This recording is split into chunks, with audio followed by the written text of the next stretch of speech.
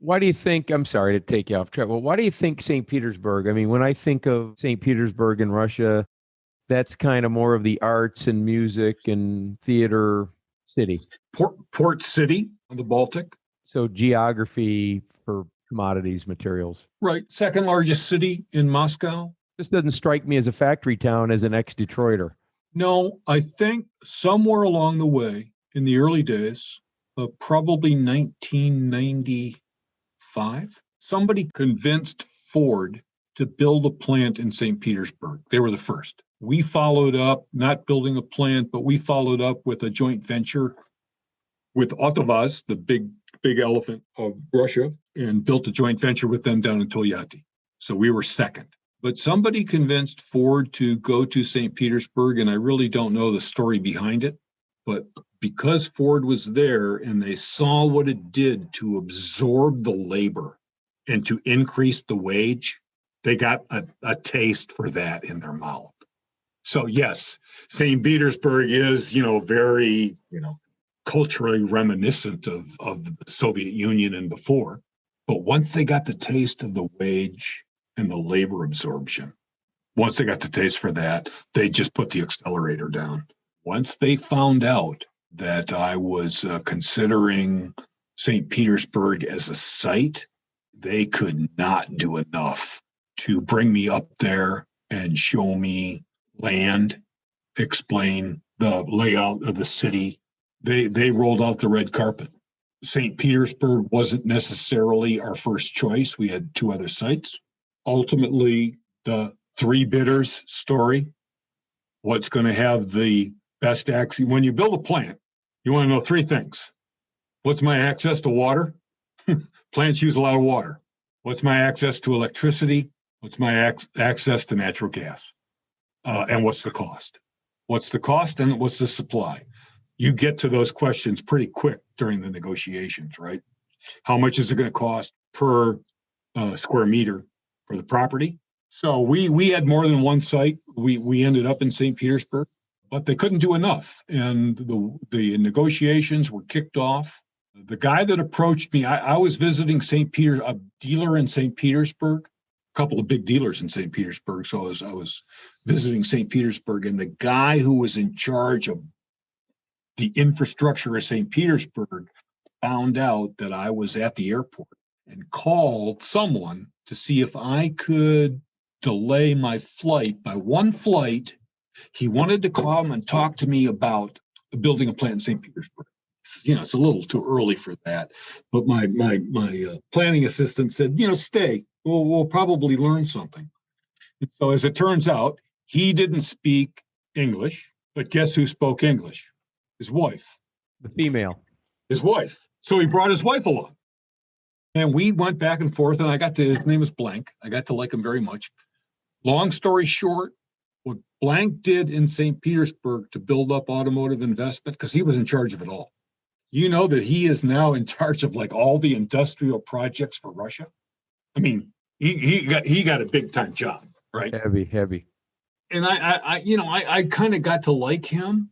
And he said, just tell me what I can do to make the pitch for St. Petersburg. I'm at your disposal. I'll do anything that you want. And I said, well, why? Okay. I'm still gathering information. I always like to gather information before I make a decision. Why don't you set something up with the government in St. Petersburg? And I'll fly out, in a week or so, and we'll sit down and have a discussion, which we did. And my first meeting was actually in Lenin's, I believe I have this correct. The vice governor actually had the office that was Lenin's and Putin's when they were in St. Petersburg.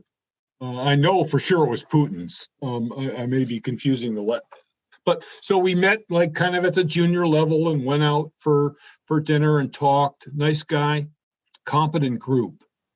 Never underestimate the technical capabilities of Russians. The people that I had working for me at the plant were some of the most capable technically that I've ever seen. And unfortunately, they had to forget everything their fathers told them and were like sponges when it came to absorbing what the West had to teach. but the very competent group. So ultimately, I had my meeting with Governor Matvienko, who was in charge of all of the region of St. Petersburg and the region, not only the city. And so what I want you to imagine is a huge conference room table, long, and I want you to imagine in pure Soviet elegance, 10 people at the table and 10 people, 20 people behind sitting in the chairs with notepads, and one empty seat directly across from me. Still empty, right? It's empty, right? And here I am sitting with my planning manager waiting, and Governor Matvienko walks in, and I get up and shake hands. Nice to meet you, etc. She comes or goes around the table and sits down, and I sit down. A couple of people come and buzz in her ear. She said, what is the most important question that you can ever ask, in my view, in a negotiating session? She said, Mr. Browne, welcome to St. Petersburg. I just have one question for you. Do you have the authority to negotiate the deal for this plant?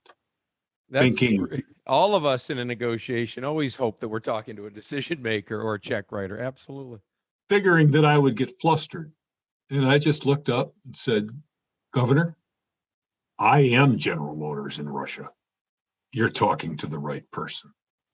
And she got this huge smile on her face and huge frowns from the cast of Quo Vadis that was in the back of the meeting room, thinking that they were going to stump the stars. And she said, good, then we can proceed.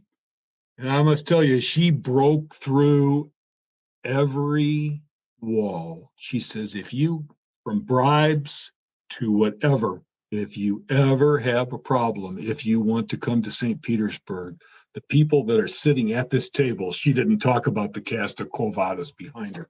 The people that are sitting at this table will get it done. This has been Jeff Stearns, Connected Through Cars.